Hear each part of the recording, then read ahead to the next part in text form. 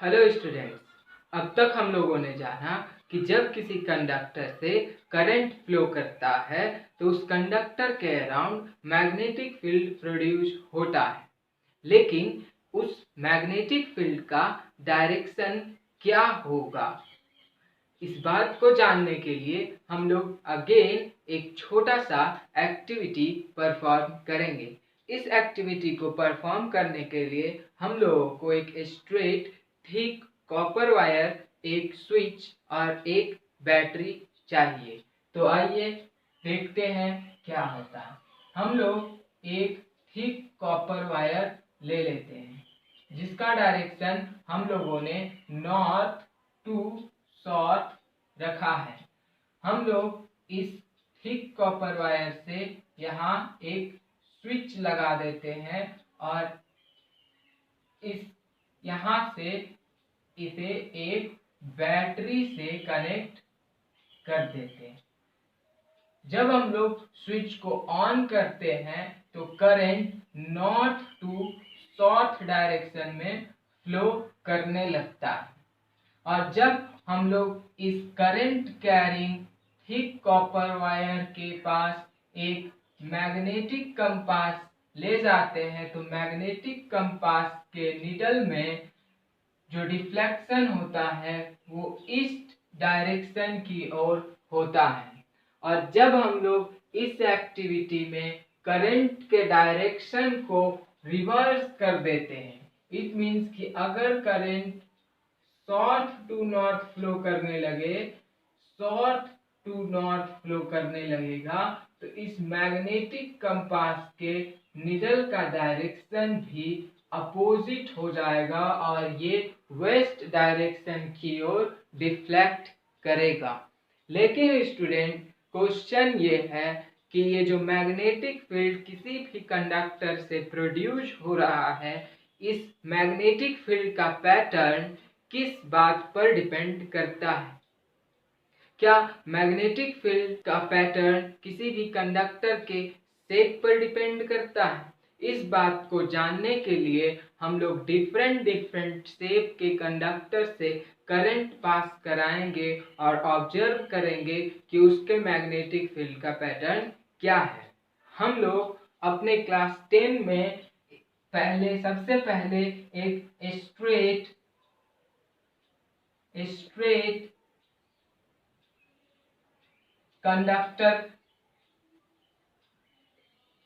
के magnetic field के बारे में पढ़ेंगे। देन फिर हम लोग एक सर्कुलर लूप से जो मैग्नेटिक पैटर्न प्रोड्यूस होता है उसके बारे में पढ़ेंगे। और एट लास्ट हम लोग पढ़ेंगे magnetic field due to current carrying solenoid से हम लोग पढ़ेंगे। और आज के इस लेक्चर में हम लोग magnetic field produce by a straight current carrying conductor के बारे में ही जानने वाले हैं। तो किसी भी स्ट्रेट करंट कैरिंग कंडक्टर के मैग्नेटिक फील्ड के पैटर्न को जानने के लिए भी हम लोग एक छोटा सा एक्टिविटी परफॉर्म करेंगे। किसी भी स्ट्रेट करंट कैरिंग के मैग्नेटिक पैटर्न को जानने के लिए हम लोगों ने एक एक्सपेरिमेंटल सेटअप तैयार किया है। इस एक्सपेरिमेंटल सेटअप में हम लोगों ने एक बैटरी को एमोमीटर से कनेक्ट किया है ताकि हम लोगों करंट के अमाउंट को मेजर कर सके। एमोमीटर के दूसरे एंड को हम लोगों ने एक रियोस्टेट, जिसको हम लोग वेरिएबल रेजिस्टेंस कहते हैं, उससे कनेक्ट किया है ताकि हम लोग सर्किट में करंट के अमाउंट को हम लोग बढ़ा घटा सके। और फिर हम लोगों ने ऑन ऑफ के लिए यहाँ पर एक स्विच लगाया है। अभी इस थिक कॉपर कंडक्टर का डायरेक्शन वर्टिकल है, जिसमें करंट ऊपर से नीचे की ओर फ्लो कर रहा है, या हम लोग कह सकते हैं नॉर्थ से साउथ की ओर फ्लो कर रहा है। वैसे करंट ऊपर से नीचे की ओर फ्लो कर रहा है। इस करंट कैरिंग कंडक्टर के बीच में हम लोगों ने एक प्लेन कार्डबोर्ड लगाया है जो कि करंट कैरिंग कंडक्टर के हॉरिजॉन पर है। ठीक लाइक इस तरह से मान लेते हैं कि ये करंट कैरिंग कंडक्टर है और ये कार्डबोर्ड है, तो हम लोगों ने इस तरह से करंट कैरिंग कंडक्टर को लगाया है।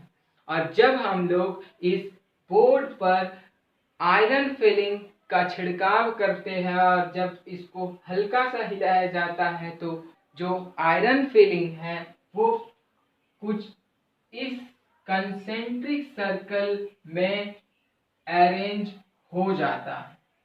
इससे हम लोगों को यही पता चलता है कि जो करंट कैरिंग कंडक्टर है उससे मैग्नेटिक फील्ड प्रोड्यूस जो होता है वो कंसेंट्रिक सर्कल के पैटर्न में होता है।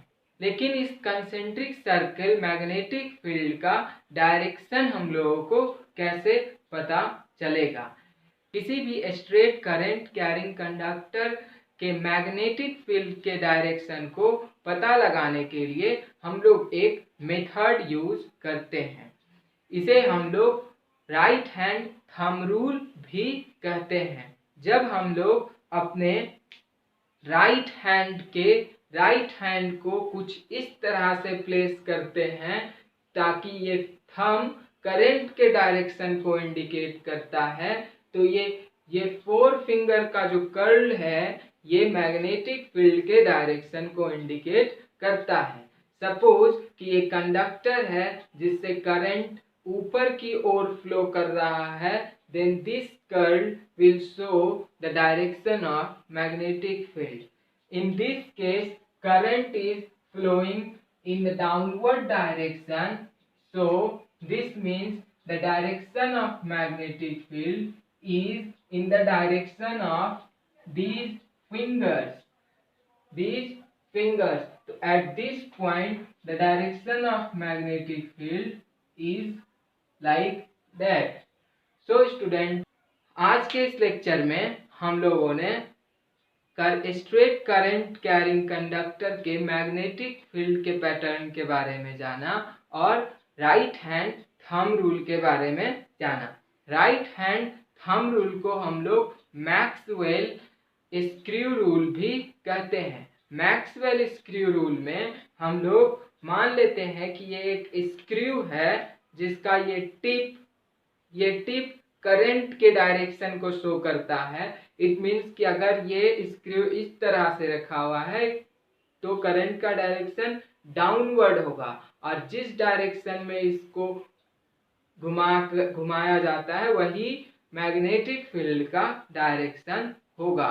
It means right hand thumb rule states that if we imagine our right hand in such a way that the thumb indicates the direction of the current in the conductor, then the other four fingers will give the direction of magnetic field. तो student, आज के इस lecture में इतना ही। तब तक के लिए खूब पढ़िए और अपने परिवार के साथ साथ अपने देश का भी नाम रोशन कीजिए। जय हिंद।